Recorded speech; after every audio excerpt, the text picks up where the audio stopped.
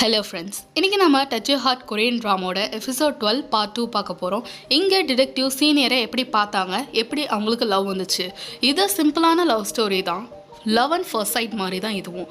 இவரை பஸ்ஸில் போயிட்டுருக்கப்ப சீனியரை பார்க்குறாங்க. எப்போதும் பஸ்ஸில் ஏறினோடனே தூங்குறவங்க அந்த டைம்லேயும் தூங்கிட்டு தான் இருக்காங்க. அவர் யாரடா இவ ஏறினோடனே தூங்கிட்டா அப்படின்னு சொல்லிட்டு பார்த்துட்ருக்கப்ப அவங்க தூங்கிட்டே இருக்கிறப்ப பக்கத்தில் நிற்கிற ஆள் மேலே விழுந்துருவாங்க. அப்புறம் சாரியும் கேட்டுட்டு திரும்பவும் தூங்க ஆரம்பிச்சிருவாங்க. இன்னும் ரொம்ப டயர்டாக இருப்பா போல் அப்படின்னு சொல்லிட்டு பார்த்துட்ருப்பாரு. சீனியர் யங் வேலை செய்கிற அதே லா ஃபேமில் இவரும் டிடெக்டிவாக போய் ஜாயின் பண்ணுவார். அவங்க பரபரப்பாக வேலை செஞ்சுட்டு இருக்கிறத பார்த்து இதனால தான் பஸ்ஸில் வந்து எப்போவுமே தூங்கிடுறா போல் அப்படின்னு யோசிச்சுக்கிட்டே வேலை செஞ்சிட்ருக்கப்ப லாஃபேமோட சிஇஓ இவ இப்படி வேலை செஞ்சிட்ருக்கா, வீட்டுக்கு போய் அவளோட குழந்தைய வேற பார்த்துக்கணும் அப்படின்னு சொல்லிட்டு அவர்கிட்டே வேலையிலேருந்து போவார். என்ன குழந்தை இருக்கா அப்படின்ன பிறகு தான் சீனியர் யாங்க்கு குழந்தை இருக்குன்ற விஷயமே இந்த டிடெக்டிவ்க்கு தெரியும். கொஞ்ச நாள் போக போக இவங்க 2 பேரும் ஃப்ரெண்ட்ஸ் ஆகிடுவாங்க. அப்போ தான் சீனியர் யாங் அவங்களோட குழந்தைய காமிப்பாங்க. அவள் க்யூட்டாக இருக்கால, என்னோட லைஃப் ஃபுல்லாக இந்த மாதிரி அவள் சிரிச்சிட்டு இருக்கிறத நான் பார்க்கணுன்னு ஆசைப்பட்றேன். அவள் டெக்வாண்டா கற்றுக்கிறா அப்படின்னு சொல்கிறாங்க. அது வேறு எதுவுமே இல்லை, இங்கே கராத்தே கற்றுக்கிற மாதிரி அங்கே அது. அவளை பார்க்குறதுக்கு எனக்கு ரொம்ப சந்தோஷமாக இருக்கும். அவளுக்கு பிடிச்ச எல்லா விஷயமும் அவள் லைஃப்பில் நிறைஞ்சிருக்கணும்னு ஆசைப்பட்றேன் அப்படின்னு சொல்லிக்கிட்டே அப்போ தான் நான் அவளை லவ் பண்ண ஸ்டார்ட் பண்ணேன், லைக் பண்ணவும் அப்படின்னு சொல்லிகிட்டே இருக்கிறப்ப அவங்களோட லவ் ஸ்டோரி முடியுது.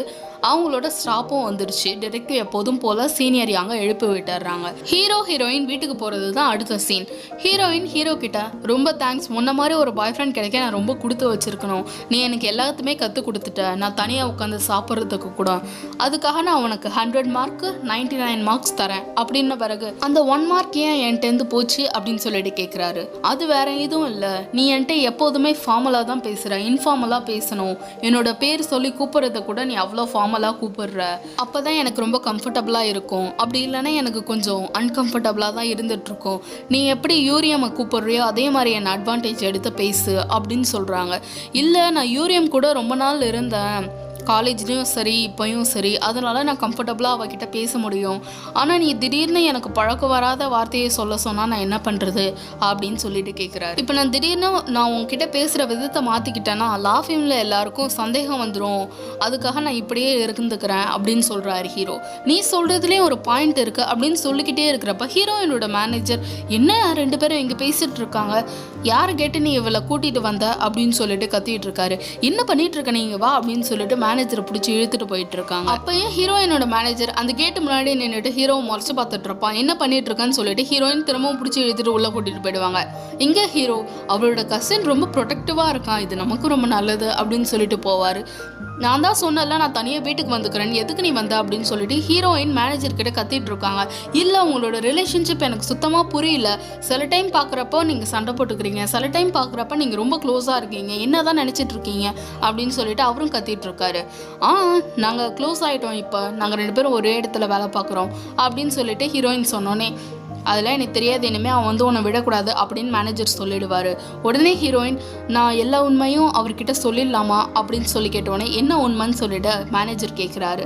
அதெல்லாம் இல்லை, நான் 3 மந்த் மட்டும் வேலை செஞ்சுட்டு திரும்பவும் ட்ராமாவில் நடிக்க போகிறேன், அந்த விஷயத்த நான் அவர்கிட்ட சொல்லிடுவா அப்படின்னு சொல்லிட்டு ஹீரோயின் கேட்குறாங்க. ஏன் இப்போ நீ சொல்லி ஏதாவது திரும்ப பிரச்சனை உருவாகணுமா அப்படின்னு மேனேஜர் சொல்ல, இல்லை அவர்கிட்ட போய் சொல்லிவிட்டு அங்கே வேலை செய்கிறது எனக்கு ஒரு மாதிரி இருக்குது அப்படின்னு ஹீரோயின் சொல்ல, உடனே மேனேஜர் இது நம்ம கண்டிப்பாக சீக்ரெட்டாக வச்சுக்கணும் அப்படின்னு தானே நம்ம ரைட்டர் கிட்ட ப்ராமிஸ் பண்ணியிருக்கோம், நீ திரும்ப ப்ராமிஸை பிரேக் பண்ணினா என்ன ஆகுறது, இந்த விஷயம் வெளில மட்டும் தெரிஞ்சிச்சுன்னா அவ்வளோதான் உன்னோட கெரியரே போயிடும் அப்படின்னோடனே ஹீரோயின் நான் அவரை டிசப்பாயிண்ட் பண்ண விரும்பலை அப்படின்னு சொல்கிறாங்க. நாங்கள் டிசப்பாயிண்ட் ஆகாமல் நீ பார்த்துக்கோ அப்படின்ட்டு மேனேஜர் போயிடுவார். ஹீரோயின் நைட்டெல்லாம் அதை பற்றி யோசிச்சுட்டு உட்காந்துருக்காங்க. இங்கே ஹீரோ வீட்டுக்கு வந்தோடனே ஹீரோட ஃப்ரெண்ட் கிம் சோயான் என்ன யூனிவர்ஸ் காடஸை டேட் பண்ணிட்டு வந்துட்டியா அப்படின்னு சொல்லிட்டு கேட்க, நான் வீட்டை விட்டு உன்னை துரத்தி விட்டுருவோம், மூடிட்டு எட்டக்க போகலாம் அப்படின்னு ஹீரோ திட்டுவார். அங்கே உள்ளே போய் உட்காந்துட்டு இவரும் ஹீரோயின் கிட்ட எப்படி இன்ஃபார்மலாக பேசுறது அப்படின்னு சொல்லிட்டு ஹீரோயினோட நேமாக இன்ஃபார்மலாக சொல்லி ட்ரை பண்ணிட்டு இருக்காரு. அவரால் முடியல, என்னடா பிரச்சனை அப்படின்னு சொல்லிட்டு ஹீரோவோட ஃப்ரெண்டு திரும்பவும் அங்கே வந்து கேட்குறாரு. வந்துட்டான்டா, நிம்மதியாக ஒரு இடத்துல இருக்க விட மாட்டானே அப்படின்ற ரியாக்ஷனை ஹீரோ வச்சிருக்காரு. என்னாச்சுடா அப்படின்னு வந்து ஃபோனை பார்க்குறப்ப ஹீரோயினோட ஃபோட்டோ பார்த்தோன்னே, ஓ உன்னோட லவ்வரை பார்த்துட்ருக்கியா அப்படின்னு கேட்டோன்னே அவர் டக்குன்னு, இல்லை உனக்கு வீடை செலக்ட் பண்ணிகிட்ருக்கேன், எப்போ நீ இந்த வீட்டை விட்டு காலி பண்ணுறியோ அப்போ தான் எனக்கு நிம்மதி அப்படின்னு சொல்லிட்டு எல்லா வீட்டோட ஃபோட்டோஸையும் காமிச்சிட்ருக்காரு. டேய் ஓவராக பண்ணாதரா அப்படின்னு சொல்லிட்டு இவரும் அந்த இடத்துலேருந்து நைஸாக அட்டக்கு போயிடுவார். இங்கே ரிசப்ஷனிஸ்ட்டும் மூணை பொண்ணும் ஒரு வீடியோவை பார்த்து, சே எப்படிலாம் இருக்காங்க பாரு இந்த காலத்து பொண்ணுங்க அப்படின்னு பேசிகிட்டு இருக்கப்ப ஹீரோயின் வந்து என்னாச்சுன்னு சொல்லிட்டு கேட்குறாங்க. ஆமாம், 2 ஸ்கூல் கேர்ள்ஸ் இன்னொரு பொண்ணை ஹராஸ் பண்ணிட்டு இருக்காங்க, அந்த பொண்ணுகிட்டேருந்து மணியை வாங்கி அடிச்சிட்டு இருக்காங்க அப்படின்னு அந்த வீடியோ ரொம்ப ட்ரெண்ட் ஆகிட்டு இருக்கு அப்படின்னு சொல்லிட்டு காமிக்கிறாங்க. அப்போது இந்த சீனியர் யாங்க்கு கால் வருது, அவங்களோட பொண்ணு போலீஸ் ஸ்டேஷனில் இருக்கிறதா. அவங்க உடனே என்ன சொல்கிறீங்க அப்படின்னு பதறி அடிச்சுட்டு ஓடுறாங்க. இங்கே டிடெக்டிவும் என்னாச்சு அப்படின்னு பார்த்துட்டு இருக்காரு. இவங்க போலீஸ் ஸ்டேஷன் போனோடனே அவங்க பொண்ணு அழுதுட்டு உட்காந்துருக்காங்க. போலீஸ்லாம் இந்த வீடியோவை காமிச்சு இந்த பொண்ணு உங்கள் பொண்ணுன்னு சொல்லிட்டு கம்ப்ளைண்ட் நிறைய வந்திருக்கு அப்படின்னு சொல்கிறாங்க. உடனே சீனியர் யாங் அந்த பொண்ணோட ஃபேஸை பார்த்தோன்னே அந்த பொண்ணு, நான் இல்லைம்மா அது கண்டிப்பாக நான் இல்லை அப்படின்னு சொல்கிறா. அப்போது அந்த ஹராஸ் பண்ண பொண்ணோட அம்மா வந்துட்டு, அவள் தான் அந்த பொண்ணு அப்படின்னு சொல்லிட்டு கத்திட்டு, அவள் என்னோட பொண்ணுகிட்டேருந்து எவ்வளோ மணி வாங்கியிருக்கா தெரியுமா, கொஞ்சம் இல்லை அது எவ்வளவோ வாங்கியிருக்கா, என்னோட பொண்ணு ரொம்ப பயத்தோடு இருக்கா, நான் எப்படி அவளை சமாதானப்படுத்துறதுன்னு தெரியாமல் ரொம்ப கஷ்டத்தில் இருக்கேன், அவளெல்லாம் பிடிச்சி ஜெயிலில் போடுங்க அப்படின்னு சொல்லிட்டு கத்திட்டு இருக்காங்க. உடனே சீனியர் யாங், அது ஒன்றும் ப்ரூவ் ஆகலை, அவள் ஒன்றும் என் பொண்ணு கிடையாது, அது வேற ஏதோ ஒரு பொண்ணு அப்படின்னு சொல்கிறோன்னே, என்ன ப்ரூவ் ஆகலையா, எல்லா அம்மாவும் இதை தான் சொல்லுவாங்க, அதுக்கப்புறம் தான் எல்லா உண்மையும் வெளில வரும் அப்படின்னு சொல்லிட்டு இவங்க பயங்கரமாக கத்திட்டு இருக்காங்க. உடனே சீனியர் யாங், அந்த வீடியோவில் அந்த பொண்ணு போட்டிருக்க மாதிரி எக்ஸ்பென்சிவான ஜாக்கெட் என்னோட பொண்ணுகிட்ட சுத்தமாக கிடையாது, அதோட மட்டும் இல்லாமல் என்னோட பொண்ணு அவளோட ஃப்ரெண்ட்ஸ் ஹராஸ் பண்ணியிருக்க மாட்டா பணத்துக்காக, அவள் அந்த மாதிரி பொண்ணு கிடையாது, நானும் அந்த மாதிரி வளர்க்கலை அப்படின்னு சொல்கிறாங்க. எல்லா மதரும் அப்படி தான் சொல்லுவாங்க அப்படின்னு திரும்ப திரும்ப அதே வார்த்தையை சொல்லிட்டு இருக்காங்க இந்த ஹராஸ் பண்ண பொண்ணோட அம்மா. நான் தெளிவாக சொல்லிட்டேன், அது என்னோட பொண்ணு கிடையாது, என்ன ப்ரூவ் ஆனாலும் நான் வந்து பார்த்துக்கிறேன் அப்படின்னு சொல்லிட்டு அவங்களோட பொண்ணை பிடிச்சி இழுத்துட்டு போயிடுவாங்க.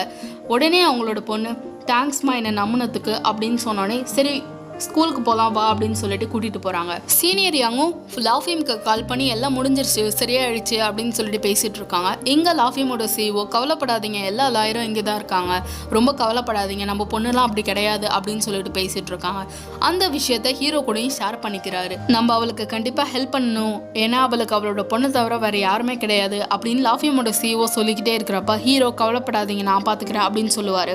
ஓ நீ ஹெல்ப்லாம் பண்ணுவியா, எப்போவுமே உன்னை பார்க்குறப்ப இறக்க குணமே இல்லாதவன் நான் நினச்சிட்டு இருந்தேன் அப்படின்னோடனே, ஓ இந்த மாதிரி தான் என்னை பற்றி நினச்சிட்டு இருக்கீங்களா அப்படின்னு சொல்லிட்டு ஹீரோ கடுப்பாவார். இல்லை இல்லை நீ நல்லவன் தான், நிறைய டேலண்ட் உள்ளவன் தான் அப்படின்னு சொல்லிட்டு சிஓ சமாளிச்சிடுறாரு.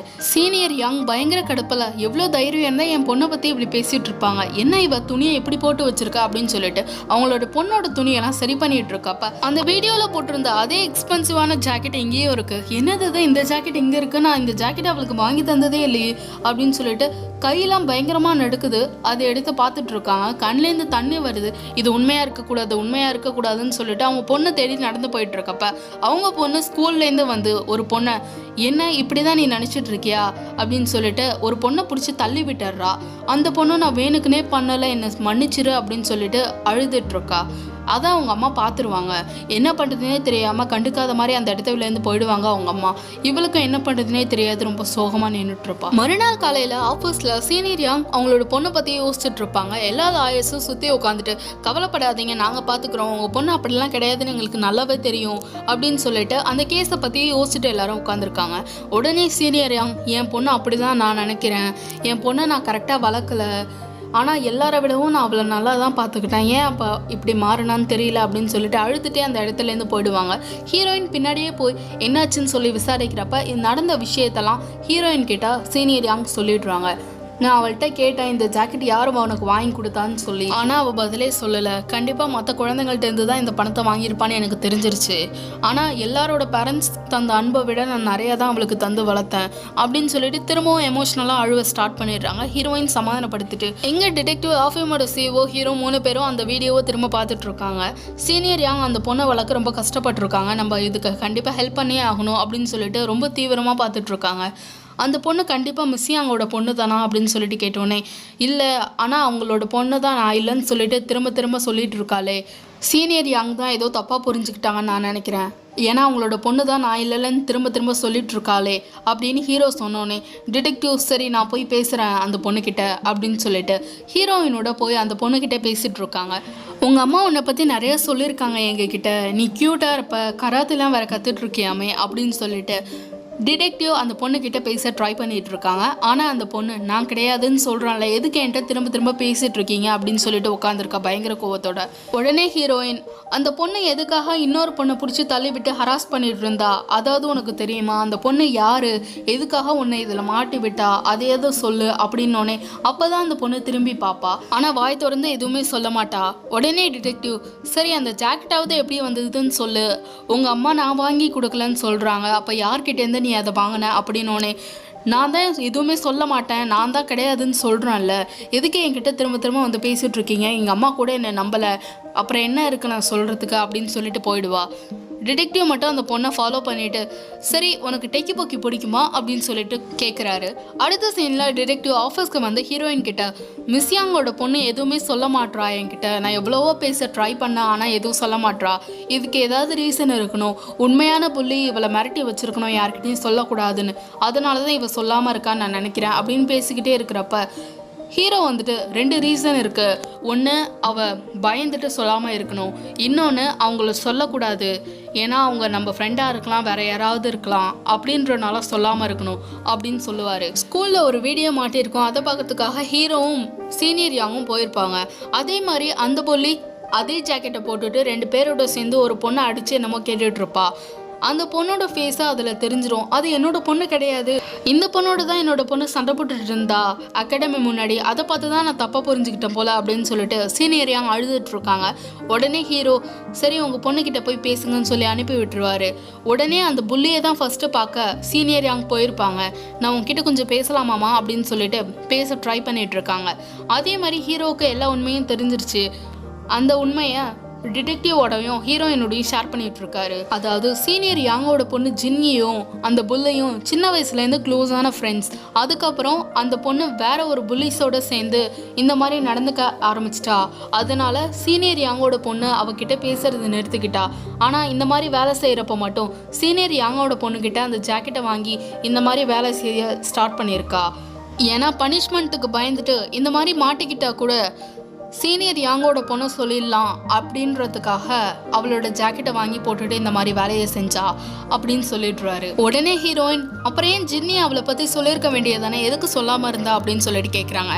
ஏன்னா அவங்க 2 பேரும் சின்ன வயசுலேருந்து ஃப்ரெண்ட்ஸாக இருந்தனால அவளே உண்மையை ஒத்துக்கிற வரையும் இவ சொல்லாமல் இருக்கலாம்னு நினச்சிருப்பா, அதனால தான் சொல்லலை அப்படின்னோடனே டிடெக்டிவும் எதையும் யோசிச்சுட்டு இருக்காங்க.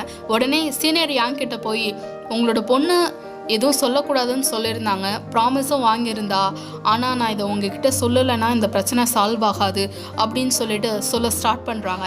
அந்த ஜாக்கெட்டை உங்களோட ஹஸ்பண்ட் தான் உங்களோட பொண்ணுக்கு வாங்கி தந்திருக்காரு, இந்த விஷயத்த உங்கள் பொண்ணு உங்ககிட்டேருந்து மறைச்சிட்டா, ஏன்னா இந்த விஷயத்த கேட்டால் நீங்கள் ரொம்ப டென்ஷன் ஆவீங்க, கஷ்டப்படுவீங்கன்றனால சொல்லலை அப்படின்னோடனே இந்த விஷயத்தெல்லாம் நினச்சி நடந்து போயிட்டுருக்கப்ப பார்க்கில் அவங்களோட பொண்ணும் அவங்களோட ஹஸ்பண்டும் பேசிட்டு நிற்பாங்க.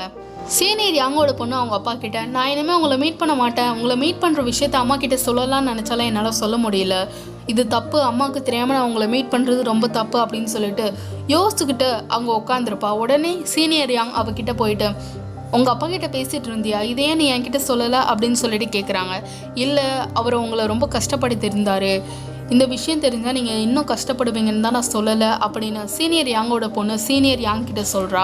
அவங்களுக்கு ரொம்ப கஷ்டமாயிடுது, அழுவ ஸ்டார்ட் பண்ணிவிட்டு, சாரி நான் உன்னை நம்பலை, நான் உன்னை நம்பியிருக்கணும், நான் தப்பு பண்ணிட்டேன் அப்படின்னு சொல்லிட்டு சாரி கேட்பாங்க. 2 பேரும் எப்போதும் போல் ஜாலியாகிடுவாங்க. மறுநாள் காலையில் சீனியர் யாங் அவங்க பொண்ணோட வந்துட்டு எல்லாருக்கும் கிஃப்ட் கொடுத்துட்டு தேங்க்யூ சொல்லிட்டு இருப்பாங்க.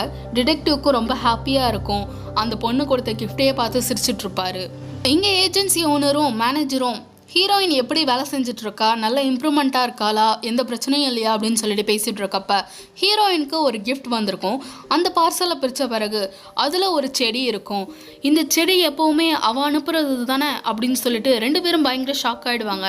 அது வேற யாருன்னா ஹீரோயினை ட்ரக்ஸ் ஸ்கேண்டலில் மாட்டி விட்ட அந்த பெரிய கம்பெனியோட பையன்தான். அவன் தான் எப்போவுமே ஹீரோயினுக்கு இந்த மாதிரி கிஃப்டெல்லாம் அனுப்பிவிட்டு ஸ்டாக் பண்ணிட்டு இருப்பான். அவன் இப்போ யூஎஸ்ல தானே இருந்தான்னு நான் கேள்விப்பட்டேன், திரும்ப வந்துட்டானா அப்படின்னு சொல்லிட்டு 2 பேரும் பேசிட்டு இருக்காங்க. அதே மாதிரி ஏர்போர்ட்லேருந்து கொரியாவுக்கு இவன் வந்துட்டு இருப்பான். எல்லாரும் கம்பெனியோட விஷயத்த பேசிட்டு இருக்கப்ப அவன் நல்லா இருக்கா போலையே அப்படின்னு சொல்லிட்டு ஹீரோயினோட ஃபோட்டோ வச்சும் ஹீரோவோட ஃபோட்டோ வச்சும் பார்த்துட்டு உட்காந்துருக்கான். அதே மாதிரி இங்கே ஹீரோயின் பேசிட்டு இருக்காங்க. ஏன் அப்படி பார்த்துட்டு இருக்கேன்னு சொல்லி ஹீரோ கேட்க, இல்லை லாயர்லாம் இவ்வளோ கூலாக இருப்பாங்கன்னு நான் நினச்சி கூட பார்க்கல. நான் லாவில் மேஜர் பண்ணலை, ஆனால் ஃபஸ்ட்டு 1 மந்த் மட்டும் போய் ஜாயின் பண்ணியிருந்தேன். ஆனால் எனக்கு பயங்கர போர் அடிச்சதுன்றனால தெரியாதனமாக வெளில வந்துட்டேன். அதுக்கு முன்னாடியே ஆனால் நான் ஆக்ட்ரஸாக வந்துட்டேன் அப்படின்னு சொல்லிட்டு பேசிகிட்டு இருக்காங்க. உடனே ஹீரோ, இதெல்லாம் ஒன்றும் லேட் ஆகலை, நீ இப்போவே வேணாலும் ஜாயின் பண்ணிவிட்டு உன்னோட ட்ரீமை நீ பர்சியூ பண்ணு அப்படின்னு சொல்கிறாரு. அப்படி சொல்லிக்கிட்டே இருக்கிறப்ப ஹீரோயினுக்கு ரொம்ப கில்ட்டியாக ஃபீல் ஆகுது. இவர்கிட்ட சொல்லிடலாமா வேணாமான்னு சொல்லிட்டு யோசிச்சுட்டு இருக்காங்க. அப்போ உடனே லாஃபிமோட சிஓ வந்துட்டு, நம்ம மிஸ் யாங்க்கு ஹெல்ப் பண்ணனால ட்ரிங்க்கு போகலாம் அப்படின்னு சொல்லிட்டு கூப்பிடுறாங்க. 2 பேரும் ஓகே சொல்லின பிறகு ஹீரோயின், இல்லை என்னால் ட்ரிங்க் பண்ண முடியுமான்னு தெரியல, இன்னைக்கு எனக்கு ஏற்கனவே உடம்பு சரியில்லை அப்படின்னு சொன்னோன்னே, சரி உனக்கு பதிலாக நான் குடிக்கிறேன் அப்படின்னு சொல்லிட்டு ஹீரோ சொல்கிறாரு. உங்களால் தாக்கு பிடிக்க முடியுமான்னு சொல்லிட்டு ஹீரோயின் கேட்க, அதெல்லாம் பரவாயில்ல, நான் கரெக்டாக லிமிட்டாக இருந்துப்பேன், எதாக இருந்தாலும் ட்ரிங்கிங்கில் நான் தான் பர்ஃபெக்ட் அப்படின்னு சொல்லுவார். ஆனால் கடைசியில் பார்த்தா இவர் தான் ரொம்ப குடிச்சிட்டு பயங்கரமாக புலம்பிட்டு கிடப்பாரு. இவரை பற்றி உங்களுக்கு தெரியுமா அப்படின்னு சொல்லிட்டு அவர் படித்த விஷயத்தெல்லாம் அவங்க உட்காந்து புலம்பிட்டு இருப்பாரு. ஹீரோயினுக்கு என்ன பண்ணுறதுனே தெரியல, கையை பிடிச்சி சமாதானப்படுத்திட்டு இருப்பாங்க. உங்களுக்கு இவர் முன்னாடி குடிச்சு நீங்கள் பார்த்துருக்கீங்களா அப்படின்னு சொல்லிட்டு ஹீரோயின் சிஓ கிட்ட கேட்க, நான் அவன் குடிச்சே பார்த்ததில்ல, இப்போ தான் அவன் என்னமோ பயங்கரமாக விளாட்றான் அப்படின்னு சொல்லிட்டு பேசிகிட்டு இருக்காங்க. சிஓ இவர் பேச நான் இங்கே குடிக்க வந்தனா இல்லைனா உன்கிட்ட டிபேட் வச்சுக்க வந்தானா எனக்கு சுத்தமாக புரியலடா, எப்படா நீ குடிச்சா கூட இவ்வளோ போர் அடிக்கிற அப்படின்னு சொல்லிட்டு கத்துறாரு. சரி இன்னைக்கு ஏன் நீ இவ்வளோ குடிச்ச, அதுக்கு ரீசனை ஃபஸ்ட்டு சொல்லு அப்படின்னு சொல்லியிருக்கிறாரு. நான் யுன்சியாக்காக குடித்தேன், ஏன்னா அவளுக்கு உடம்பு சரியில்லைன்னு சொன்னா அப்படின்னு சொல்லிட்டு ஹீரோயினை கோத்து விட்டுருவாரு ஹீரோ. என்ன அவளுக்காக குடிச்சையா, நீ எப்போவுமே இறக்க குணமே இல்லாதவன் தானடா, எப்படா நீ அவளுக்காக குடிச்ச அப்படின்னு சொல்லிட்டு சிஓ கேட்க, அவரு என்னமோ டக்குன்னு சொல்ல வராரு. ஹீரோயின் டக்குன்னு தடுத்துட்டு, அதெல்லாம் கிடையாது, ரொம்ப கவலைப்பட்டிருப்பாரு, அதனால தான் எனக்காக குடிச்சாருன்னு சொல்லி ஏதோ சமாளிச்சிடுறாங்க. அப்பயே ஹீரோ ஏதோ சொல்ல வராங்க. ஹீரோயின் கிட்ட வந்து, நான் ரெஸ்ட் ரூம் போகிறேன் அப்படின்னு சொல்லிட்டு ஏஞ்சி போயிடுவார். நல்ல வேலை எதுவும் சொல்லலைன்னு நினச்சிட்டு ஹீரோயின் இருக்கப்ப சிஓ டக்குன்னு, அவன் எதுவும் உனக்கு கஷ்டம் கொடுக்குறான்னு நான் நினச்சேன், பரவாயில்லையே உன்னை நல்லாவே பார்த்துக்கிறான், சரி அவனுக்கு இந்த விஷயம் தெரியுமா, நீ ட்ராமாவில் நடிக்க போகிறது, ஆனால் நீ 1 மாதம் கழித்து லாஃபிமோட போயிட்டீன்னா அவன் ரொம்ப கஷ்டப்படுவான்னு நினைக்கிறேன் தனியாக அப்படின்னு சொல்கிறாரு. அப்போ ஹீரோயினுக்கு ரொம்ப கில்ட்டியாக ஃபீல் ஆகுது. சிஓ, நீ எப்போ ட்ராமாவுக்கு வருவேன்னு நான் ரொம்ப வெயிட் பண்ணிகிட்டு இருக்கேன், நீ வரப்ப நான் உன்னை பயங்கரமாக சேரப் பண்ணுவேன் அப்படின்னு சொல்லிட்டு பேசிகிட்டு இருக்காரு. ஹீரோயின் ரெஸ்ட் ரூம் போகிறப்ப மிஸ் யாங் அவங்களுக்கு சேட் பண்ணியிருப்பாங்க. எல்லா ப்ராப்ளமும் சால்வ் ஆகிடுச்சுன்னா உனக்கு தேங்க்யூ சொல்கிறேன், என் பொண்ணுக்கிட்ட வந்து எல்லா விஷயத்தையும் கேட்டதுக்காக அப்படின்னோடனே, இனிமேல் சீக்ரெட்ஸை நம்ம வச்சுக்கக்கூடாதுன்னு நான் நினைக்கிறேன், அந்த மாதிரி க்ளோஸ்னஸை நான் என் பொண்ணு கூட ஃபீல் பண்ணுறேன் அப்படின்னோடனே ஹீரோயினுக்கு இன்னும் பயங்கரமாக கில்ட்டி ஆகுது. அவங்க கண்லேருந்து தண்ணி வர ஸ்டார்ட் ஆகுது. எதையுமே சொல்லாமல் அவங்க பட்டிக்கே, நீங்கள் ரொம்ப குடிச்சிட்டா தெரியுமா அப்படின்னு சொல்லிட்டு ஹீரோகிட்ட பேசிகிட்டு இருக்காங்க. ஓ அப்படியா அப்படின்னு சொல்லிட்டு அவரும் சாரி சொல்கிறாரு. நீ குடித்தா கூட இவ்வளோ சீரியஸாக இருப்பியா அப்படின்னு சொல்லிட்டு பயங்கரமாக பேசிகிட்டு இருக்காங்க. ஹீரோயின், நான் உங்ககிட்ட ஒன்று சொல்லணும் அப்படின்னு சொல்லிட்டு ஹீரோ கிட்ட பேச வரப்ப, என்ன சொல்ல அப்படின்னு சொல்லிட்டு கேட்குறாரு. இல்லை என்னால் இப்போதைக்கு சொல்ல முடியல அப்படின்னு சொல்கிறாங்க ஹீரோயின். பரவாயில்ல, உனக்கு எப்போ தோணுதோ அப்போ சொல்லு, எனக்கு உன்னை ரொம்ப பிடிக்கும், நீ எது செஞ்சாலும் நான் அதை தப்பாக எடுத்துக்க மாட்டேன் அப்படின்னு சொல்லிட்டு 2 பேரும் ஹக் பண்ணிக்கிறாங்க.